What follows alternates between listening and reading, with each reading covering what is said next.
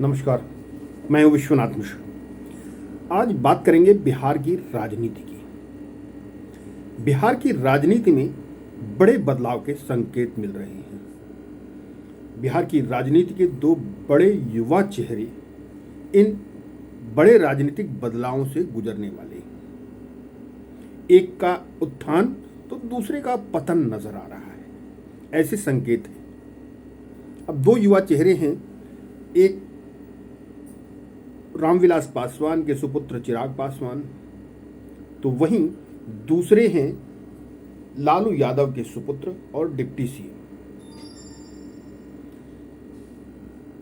एक बहुत बड़ा सवाल है कि इन दोनों का क्या होना है। दरअसल तेजस्वी यादव अभी इस समय डिप्टी सीएम है, सत्ता बन गई है और अभी अगले एक वर्ष रहने की सरकार बनी रहने की संभावना भी है।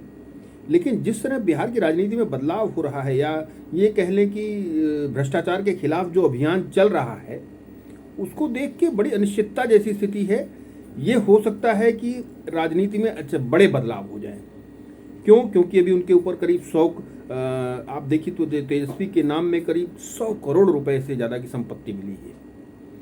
ये उसमें भी बहुत सी संपत्ति ऐसी है जो उनके बालिग होने से पहले की है।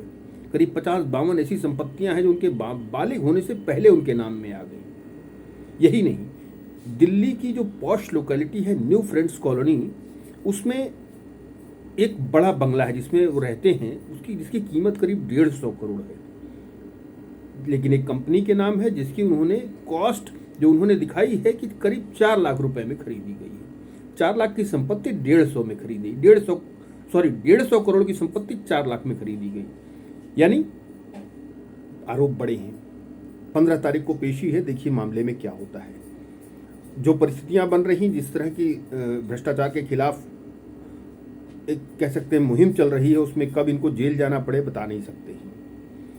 हालांकि उससे उनकी पार्टी में कितना प्रभाव पड़ेगा ये कहना थोड़ा सा मुश्किल है, लेकिन झटका तो लगता है। लालू यादव जेल गए तो उन्होंने अपनी पत्नी को सीएम बना दिया था। तो वहां पर जब तक उनका मुस्लिम और यादव का समीकरण मजबूत है, इंटैक्ट है, तब तक उसको थोड़ा हिलाना मुश्किल है। लेकिन एक चीज और इस दौरान बड़ी हुई है कि जो दूसरे युवा चेहरे जिसकी मैंने बात की, चिराग पासवान 3 साल में बहुत झटका झेल चुके हैं, या यूं कहें इस झटके ने उनको अपने आप को निखारने का मौका दिया। उनकी पार्टी टूटी, उनके चाचा पशुपति पारस को केंद्र में मंत्री बनवाया गया। दरअसल इसके खिलाफ इसे माना जाता है कि नीतीश मानते थे कि विधानसभा चुनाव में चिराग ने उनके विरुद्ध जा करके कुछ साजिश की, जिसके कारण उनकी पार्टी को नुकसान हुआ। तो नीतीश ने यह तय किया था कि जब मौका मिले तो उनका नुकसान करे। तो नीतीश ने बदला लिया, उनके चाचा पशुपति पारस से पार्टी में टूट कराई, सांसद उनके साथ चले गए, पशुपति पारस मंत्री बन गए और चिराग की स्थिति गंभीर हो गई। मतलब उनको बहुत नुकसान झेलना पड़ा, जिसके चलते चिराग पासवान सड़क पर उतरे। सड़क पर यह उतरना उनके लिए वरदान साबित हुआ। क्यों? वो आम जनता से उतरे, संघर्ष किया और उन्होंने अपने आप को साबित किया।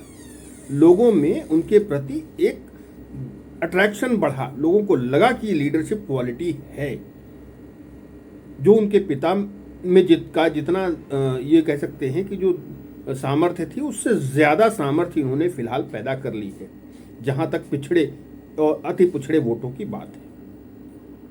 अब कई बार बीजेपी की स्थिति ये है कि बीजेपी की परिस्थितियां मजबूत हैं, लेकिन उसके पास कोई बड़ा चेहरा नहीं है, नेतृत्व नहीं है। लेकिन अब जब एक अनुभव बताता है, जैसे 1977 में हुआ था कि बदलाव हुआ था, सरकार बन गई थी लेकिन पार्टी बाद में बनी थी। यानी कई बार जब जनता अपना निर्णय तय कर लेती है तो वो अपना निर्णय सुना देती है। बिना फेस के भी बहुत बार सरकारें बनी हैं, बीजेपी के नाम पे बनी हैं, मोदी जी के फेस वैल्यू पर बनी है और बहुत सी ऐसी चीज़ें हुई हैं। तो यानी बीजेपी को उसका लाभ मिल सकता है, लेकिन उसके लिए सबसे महत्वपूर्ण चीज़ चाहिए क्या एक सामाजिक समीकरण, मजबूत समीकरण चाहिए। उसमें सवर्ण हो, अति पिछड़ा हो, दलित हो। सवर्ण बीजेपी के साथ है, इसमें कोई दो राय नहीं है, लेकिन अति पिछड़ा और दलित का संयोजन करना है। अति पिछड़ा बीजेपी के साथ एक बार और आने को 2010 में भी परिस्थितियां थी, बदलाव की थी, जो बीजेपी को समर्थन कर रहा था और राज्यों में भी कर रहे हैं। लेकिन बिहार में बीजेपी के पक्ष में समीकरण आते आते थोड़ा रह गया था, क्योंकि लोगों ने अफवाह फैलाई कि बीजेपी आएगी आरक्षण समाप्त कर देगी। अब ऐसी परिस्थिति फिलहाल नहीं लग रही है। एक और समय था 2010 में, जब बिहार असेंबली में आरजेडी की परिस्थितियां बेहद गंभीर थी, जब उसको लगभग 25 या 27 सीटें मिली थी। यानी कोई बीजेपी आरजेडी जो कोई ऐसा नहीं है कि अभेद्य किला है। अगर परिस्थितियां बदलती हैं, थोड़े से वोट शेयर ऊपर नीचे होने से बहुत बड़ा बदलाव हो जाता है। ये आपने देखा है और बहुत राज्यों में देखा है। यानी अगर लालू यादव की पार्टी आरजेडी में, चूंकि उनके ऊपर भ्रष्टाचार का आरोप है और चीजें हैं, पूरा परिवार उसमें है, तो नुकसान हो सकता है, इसमें कोई बहुत असंभव कार्य नहीं है। और अगर बीजेपी चिराग पासवान को साथ लेती है, साथ में दलित नेता एक जीतन राम मांझी हैं, वो भी आ सकते हैं। हालांकि जीतन राम मांझी का वोट ट्रांसफर नहीं हो पाता है, लेकिन चिराग पासवान में एक बहुत अच्छी खासियत है कि उनकी सामर्थ्य इतनी है, उनके वोट्स इजीली बीजेपी को ट्रांसफरेबल, और बीजेपी के वोट्स भी ट्रांसफर हो जाते हैं। यानी वो नेचुरल एलाई नजर आ रहे हैं बीजेपी की। तो यानी अगर बिहार में देखें तो बीजेपी के लिए कोई नेचुरल एलाई या ऑल्टरनेटिव बचा है साथ लाने के लिए, तो वो दलित नेता है चिराग पासवान। चिराग पासवान ऑल्टरनेटिव नजर आ रहे हैं। दूसरा, यदि बीजेपी समझदारी से चली तो यह मान लीजिए कि लोगों को भी ये समझ में आ जाएगा कि पिछड़ों का भविष्य बीजेपी के साथ है। मुकेश सहनी जैसे लोग हैं, जो इनकी छोटी सी पार्टी है, अगर वो साथ आ जाती जैसे यूपी में हुआ, तो उसका लाभ भी मिलेगा। लेकिन मुकेश सहनी जैसे लोग अब पता नहीं तैयार होते हैं कि नहीं, तो ये बात थोड़ा सा कहना थोड़ा सा भी मुश्किल होगा। एक चीज यह तय है, ये कह सकते हैं कि बीजेपी के फेवर में और बीजेपी और चिराग का सामंजस्य बनता हुआ दिख रहा है, नंबर 1। दूसरा, दलित नेता जीतन राम मांझी क्या करेंगे, थोड़ा सा मुश्किल काम है, लेकिन उनका भी भविष्य बीजेपी के साथ ही नजर आ रहा है। और दूसरा कि आरजेडी का पराभव होता हुआ नजर आ रहा है, क्योंकि भ्रष्टाचार के बड़े आरोप हैं। यानी एक युवा नेता का उत्थान हो रहा है, उसके करियर में एक नई ऊंचाई आती नजर आ रही है, और दूसरे युवा नेता का पतन होता हुआ नजर आ रहा है। फिलहाल लोकसभा चुनाव तो 24 में हैं, विधानसभा चुनाव 25 में हैं। देखते हैं लोकसभा चुनाव की परिस्थितियां ही कमोबेश आगे का कैसा मार्ग होगा, उसका मार्ग प्रशस्त कर देंगी। लेकिन इतना तय है कि चिराग पासवान की परिस्थितियां बेहतर होंगी और वो बीजेपी के नेचुरल एलाई बन के सामने आ रहे हैं, ऐसा लग रहा है। और बीजेपी और चिराग को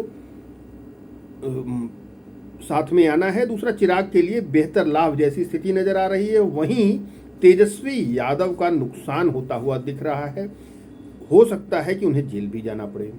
फिलहाल इस पर नज़र रखते हैं, देखते हैं आगे क्या होता है। आज के लिए इतना ही। आपको अगर ये चर्चा पसंद आई हो तो इसको लाइक कर दीजिए, आप चैनल को सब्सक्राइब कर दीजिए, और यदि आपके कोई विचार हैं तो कमेंट बॉक्स में ज़रूर दीजिए। आज के लिए इतना ही, मुझे दीजिए इजाज़त। नमस्कार।